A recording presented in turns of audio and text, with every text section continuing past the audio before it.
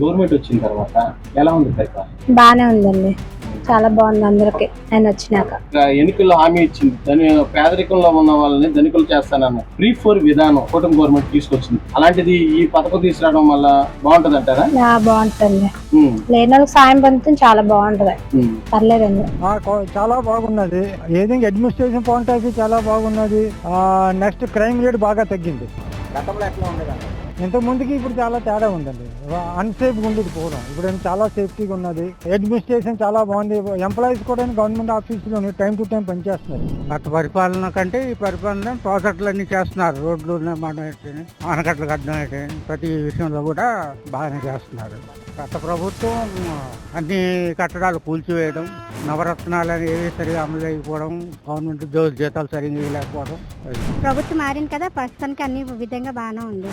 First లో జగన్ వచ్చినప్పుడు బాగాలేదు, కానీ ఇప్పుడు బాగానే ఉంది. రోడ్లు గారా క్లాస్ గానీ బాగానే ఉంది. ఇబ్బంది పడిపోయేవాళ్ళు, ఇప్పుడు ప్రస్తుతానికి అన్ని బాగానే ఉంది. చాలా ఇబ్బంది, ఉద్యోగం లేవు, మా భర్తలకి ఖాళీగా ఉన్నారు, అసలు చాలా ఇబ్బంది పడిపోతుంది. ఇప్పుడు ప్రస్తుతానికి అన్ని పనులు గారు అన్ని బాగానే ఉన్నాయి. చంద్రబాబు మాకు నమ్మకమే మాకు.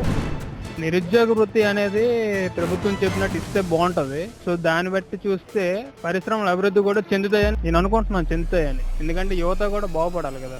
మన రాష్ట్రంలో ఎక్కడ చూసినా రోడ్లు అయితే కరెక్ట్ లేవు. ఇప్పుడు రోడ్లు కొంచెం బాగున్నాయి ఎక్కడ చూసినా. అంటే ఎక్కడ బాగోపోయినా బాగుండాలనే విధంగా ఇప్పుడు కూటమి ప్రభుత్వం చూస్తుంది, చేస్తారు కూడా.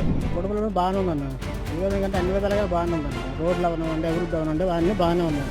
గతంతా చండాలం, మద్యం, నాణ్యమైన మద్యం లేదు, రోడ్లు వసతి లేవు, కార్మికుల పనులు లేవు, ఏమీ లేవు.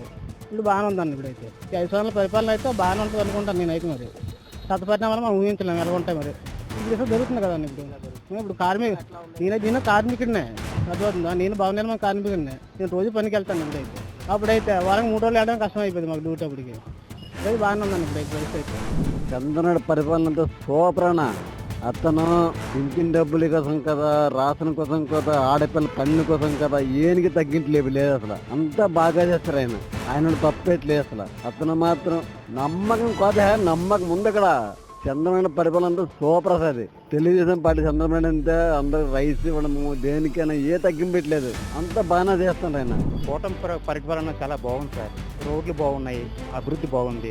ఈ 3 పార్టీలు గెలిచాక ప్రజలకు అనుకూలంగానే ఉంది. ఎందుకంటే ఇంతకు ముందు కాకుండా ఇప్పుడు రోడ్లు బాగున్నాయి. ఇంతకుముందు గతకలు ఉండేవి. ప్రజలైతే ఇప్పుడు కొద్దిగా బాగా బెటర్గానే అనుకుంటున్నారు అందరూ. అంటే నేను కూడా చూస్తుంటాను కాబట్టి న్యూస్ అదిని నేను న్యూస్ని కూడా ఫాలో అవుతుంటాను. బట్ ఏంటంటే కంఫర్ట్గా ఉంది ప్రభుత్వం అయితే ప్రజెంట్. ఇప్పటికి నెక్స్ట్ ఏంటంటే ఫర్దర్గా ఇప్పుడు కొన్ని కంపెనీలు వస్తున్నాయి.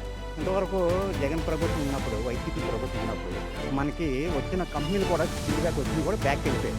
ప్రజెంట్ అయితే ఇప్పుడు జర్నీ బాగుంది సార్. పరిపాలన కూటమి ప్రభుత్వం జర్నీ కూడా కంఫర్ట్గా ఉంది, బాగుంది. ప్రజలు కూడా కొంచెం చాలా మంది బాగుందనే చెప్తున్నారు.